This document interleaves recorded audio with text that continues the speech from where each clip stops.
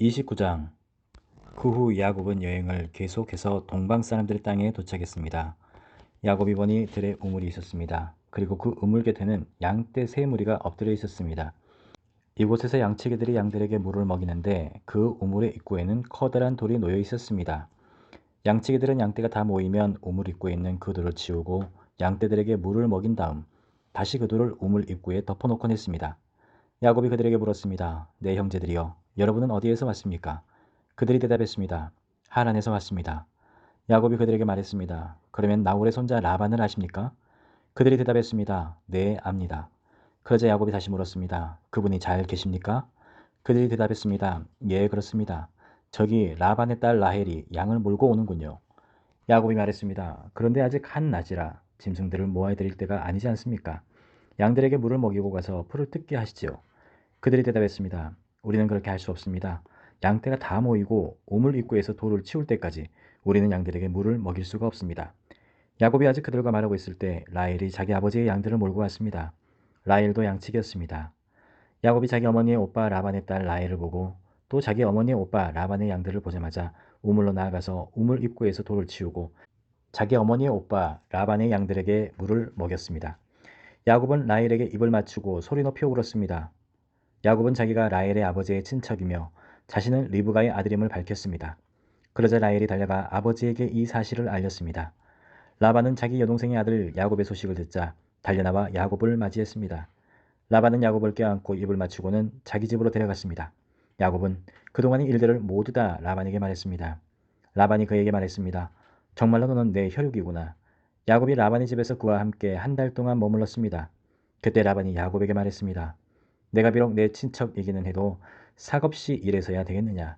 내가 어떤 보수를 원하는지 말해보아라. 라반에게는 두 딸이 있었습니다. 큰 딸의 이름은 레아였고 작은 딸의 이름은 라헬이었습니다. 레아는 시력이 약했고 라헬은 외모가 아름답고 얼굴이 예뻤습니다. 야곱은 라헬을 사랑했습니다. 야곱이 말했습니다. 작은 딸 라헬을 주시면 제가 외삼촌을 위해 7년을 일하겠습니다. 라반이 말했습니다.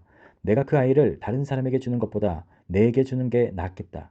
여기서 나와 함께 지내도록 하자. 야곱은 라헬을 위해 7년을 일했습니다. 그렇지만 야곱이 그녀를 사랑했으므로 그 7년은 단지 며칠처럼 느껴졌습니다. 7년이 지나자 야곱이 라반에게 말했습니다. 제 아내를 주십시오. 기한이 됐으니 그녀와 결혼하겠습니다. 그러자 라반이 온 동네 사람들을 다 불러 모으고 잔치를 벌였습니다. 밤이 되자 라반은 딸 레아를 데려다가 야곱에게 보냈습니다. 야곱이 레아에게로 갔습니다. 라반은 자기 여종 실바를 딸에게 종으로 딸려 보냈습니다. 그런데 야곱이 아침이 돼 보니 잠자리를 함께한 사람은 레아였습니다. 야곱이 라반에게 말했습니다. 외삼촌께서 어떻게 제게 이러실 수 있으십니까?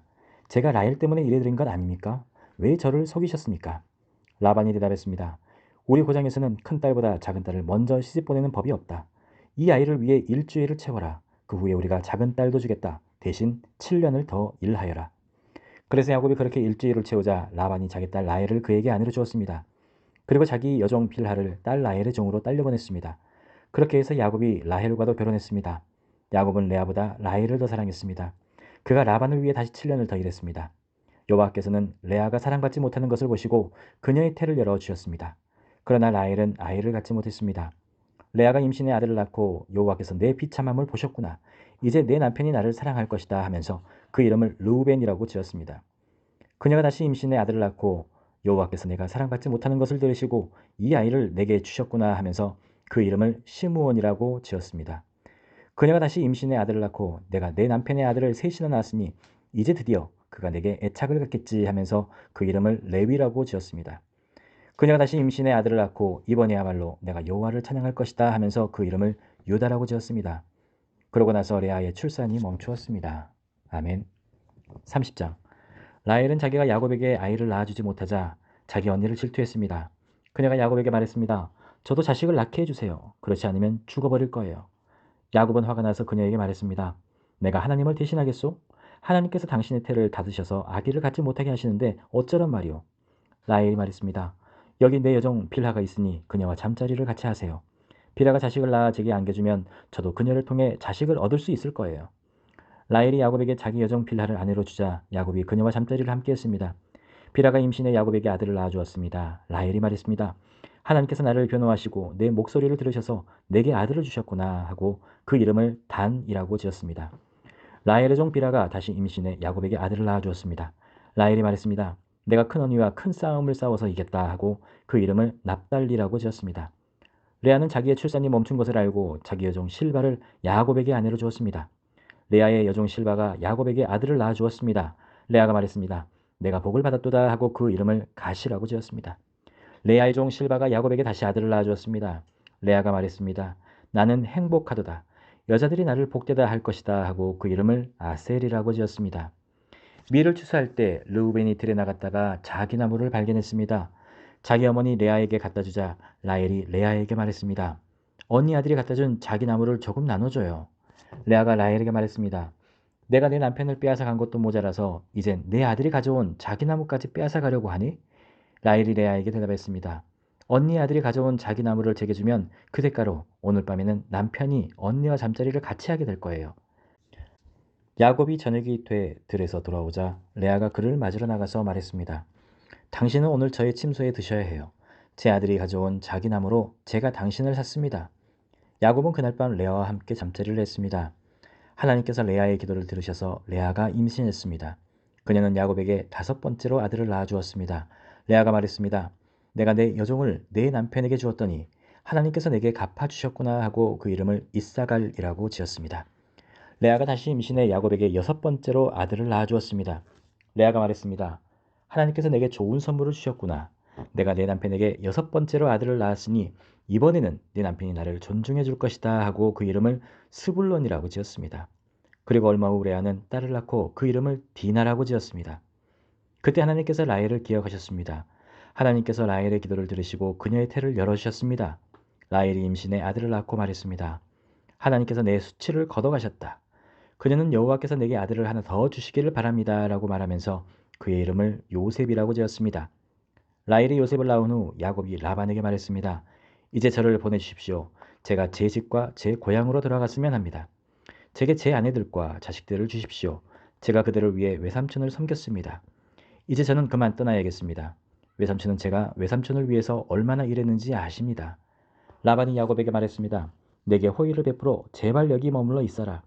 여호와께서 너 때문에 내게 복을 주셔서 내가 부유하게 된 것을 알았다. 라반이 또 말했습니다.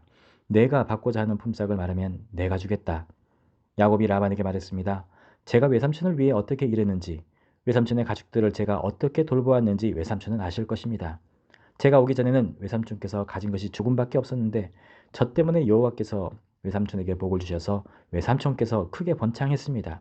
하지만 저는 언제 제 가정을 챙기겠습니까? 라반이 말했습니다. 내가 무엇을 해주면 좋겠느냐? 야곱이 말했습니다. 다른 것은 아무것도 필요 없습니다.